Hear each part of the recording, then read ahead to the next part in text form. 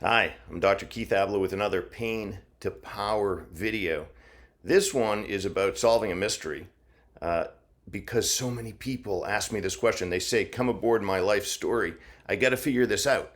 Everywhere I go, I meet the same, not everywhere, but a lot of places I go, I meet my least favorite person. This person keeps appearing in my life at multiple jobs or in more than one marriage or in friendships I try to start that go awry.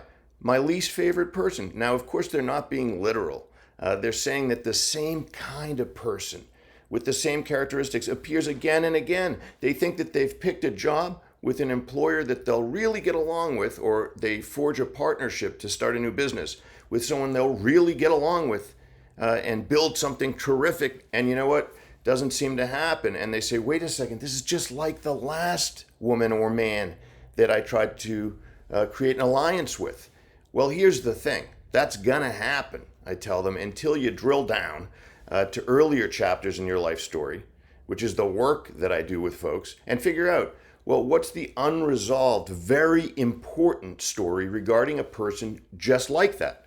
That person may have a different gender, a different age. It could be your dad, your mom. It could be a best friend. It could be a loss that you suffered early in life that triggered some feelings like, well, I won't ever forge that kind of bond with someone again, that kind of really strong, trusting bond, because this person sadly was lost to me early in my life. And so I'm never going to do that again. I'm only going to choose people who can't really form that kind of bond, allegiance, loyalty. That's the way our minds work. We tend to write stories to avoid pain. That's what Pain to Power is partly about. It's about going back and saying, wait a sec, if I've been avoiding something, I'm either going to reproduce it. So if I grew up with someone who was very stern as a parent, I'm either going to find that parent in multiple environments, metaphorically, or I'm going to end up choosing situations where I'm with powerless leaders, right? Your leader of the family, mother or father, was too stern. I'm going to put myself in environments with weak folks who can't do that to me. But that won't work because then you're in business with somebody who's weak.